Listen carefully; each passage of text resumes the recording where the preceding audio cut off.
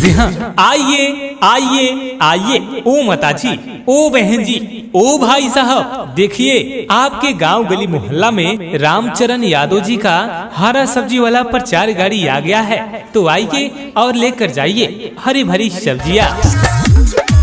खुशी उनको नहीं मिलती जो अपनी शर्तों पे जिंदगी जिया करते हैं। खुशी उन्हें नहीं मिलती जो अपनी शर्तों पे जिंदगी जिया करते हैं। खुशी तो उनको मिलती है जो दूसरों की खुशी के लिए अपनी शर्त बदल दिया करते हैं। जी हाँ, तो आइए आपके गांव गली मोहल्ला में आ गया है रामचरण यादव जी का हरा सब्जी वाला प्रचार गाड़ी। तो आइए और लेकर जाइए बिल्कुल ताजा हरा भरा सब्जी। जी हाँ माता जी, बहन जी, मार्केट से बिल्कुल किफायती दामों में लेकर जाइए हमारे प्रचार वाहन से हरा सब्जी।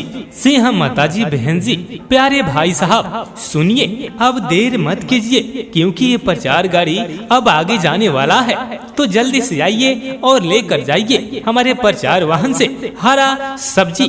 जी हाँ, लेकर जाइए बिल्कुल ताजा बिल्कुल हरा सब्जी।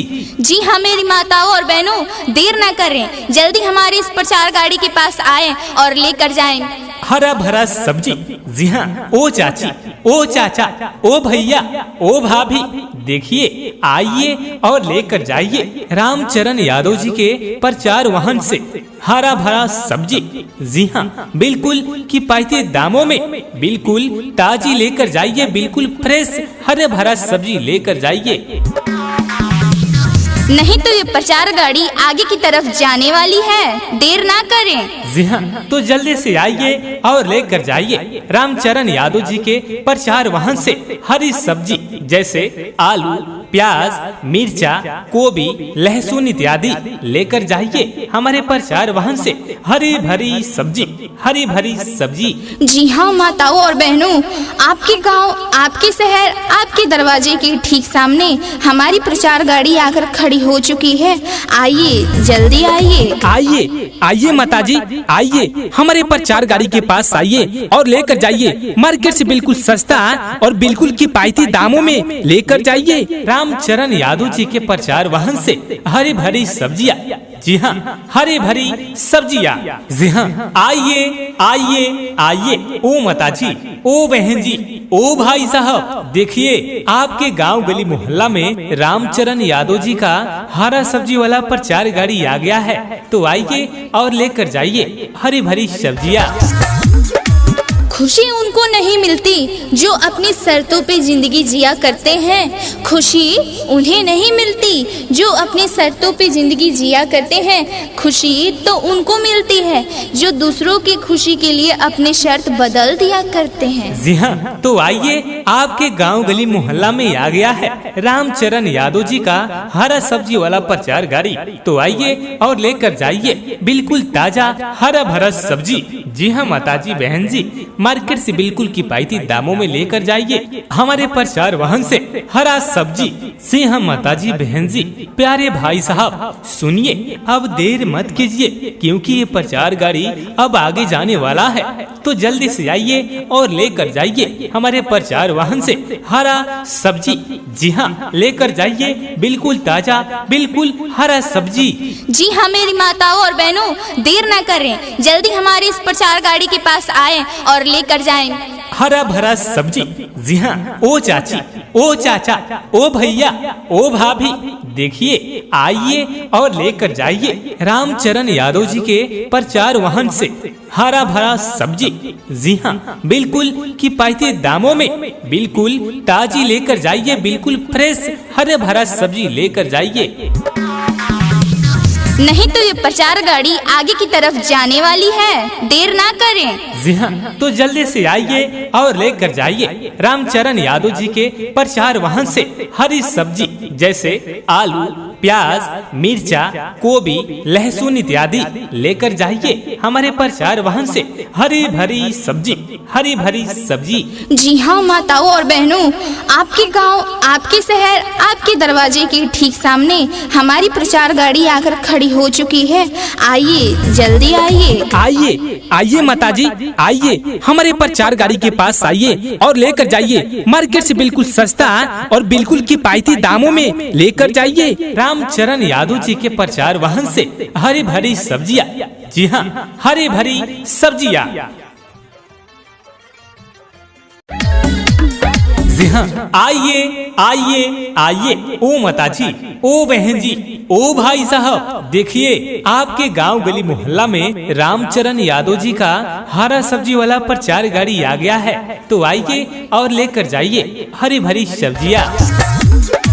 खुशी उनको नहीं मिलती जो अपनी शर्तों पे जिंदगी जिया करते हैं। खुशी उन्हें नहीं मिलती जो अपनी शर्तों पे जिंदगी जिया करते हैं। खुशी तो उनको मिलती है जो दूसरों की खुशी के लिए अपनी शर्त बदल दिया करते हैं। जी हाँ, तो आइए आपके गांव गली मोहल्ला में आ गया है रामचरण यादव जी का हरा सब्जी वाला प्रचार गाड़ी। तो आइए और लेकर जाइए बिल्कुल ताजा हरा भरा सब्जी। जी हाँ माताजी, बहन जी, मार्केट से बिल्कुल किफायती दामों में लेकर जाइए हमारे प्रचार वाहन से हरा सब्जी। से हम माताजी, बहन जी, प्यारे भाई साहब, सुनिए अब देर मत कीजिए क्योंकि ये प्रचार गाड़ी अब आगे जाने वाला है। तो जल्दी से आइए और लेकर जाइए हमारे प्रचार वाहन से हरा सब्जी।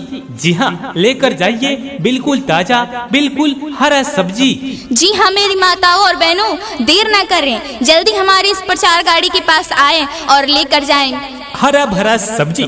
जी हाँ, ओ चाची, ओ चाचा, ओ भैया, ओ भाभी, देखिए आइए और लेकर जाइए रामचरण यादव जी के प्रचार वाहन से हरा भरा सब्जी। जी हाँ, बिल्कुल किफायती दामों में बिल्कुल ताजी लेकर जाइए, बिल्कुल फ्रेश हरा भरा सब्जी लेकर जाइए।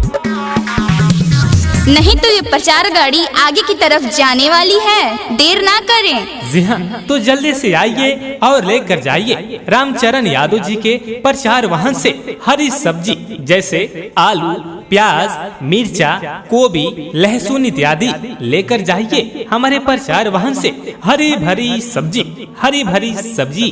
जी हाँ माताओं और बहनों, आपके गांव, आपके शहर, आपके दरवाजे के ठीक सामने हमारी प्रचार गाड़ी आकर खड़ी हो चुकी है। आइए, जल्दी आइए। आइए आइए माताजी, आइए हमारे प्रचार गाड़ी के पास आइए और लेकर जाइए मार्केट से बिल्कुल सस्ता और बिल्कुल किफायती दामों में लेकर जाइए रामचरण यादव जी के प्रचार वाहन से हरी भरी सब्जियां। जी हाँ, हरी भरी सब्जियां। जी हाँ, आइए आइए आइए, ओ माताजी, ओ बहन जी, ओ भाई साहब, देखिए आपके गांव गली मोहल्ला में रामचरण यादव जी का हरा सब्जी वाला प्रचार गाड़ी आ गया है। तो आइए और लेकर जाइए हरी भरी सब्जियां।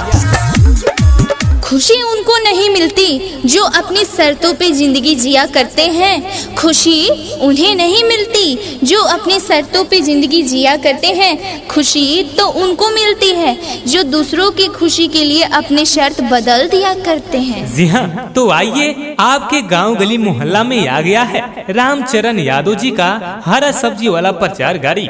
तो आइए और लेकर जाइए बिल्कुल ताजा हरा भरा सब्जी। जी हाँ माताजी, बहन जी, मार्केट से बिल्कुल किफायती दामों में लेकर जाइए हमारे प्रचार वाहन से हरा सब्जी। से हम माताजी, बहन जी, प्यारे भाई साहब, सुनिए अब देर मत कीजिए क्योंकि ये प्रचार गाड़ी अब आगे जाने वाला है। तो जल्दी से आइए और लेकर जाइए हमारे प्रचार वाहन से हरा सब्जी। जी हाँ, लेकर जाइए बिल्कुल ताजा बिल्कुल हरा सब्जी। जी हाँ मेरी माताओं और बहनों, देर ना करें, जल्दी हमारे इस प्रचार गाड़ी के पास आए और लेकर जाएं हरा भरा सब्जी। जी हाँ, ओ चाची, ओ चाचा, ओ भैया, ओ भाभी, देखिए आइए और लेकर जाइए रामचरण यादव जी के प्रचार वाहन से हरा भरा सब्जी। जी हाँ, बिल्कुल किफायती दामों में बिल्कुल ताजी लेकर जाइए, बिल्कुल फ्रेश हरा भरा सब्जी लेकर जाइए। नहीं तो ये प्रचार गाड़ी आगे की तरफ जाने वाली है, देर ना करें। जी हाँ, तो जल्दी से आइए और लेकर जाइए रामचरण यादव जी के प्रचार वाहन से हरी सब्जी जैसे आलू, प्याज, मिर्चा, गोभी, लहसुन इत्यादि लेकर जाइए हमारे प्रचार वाहन से।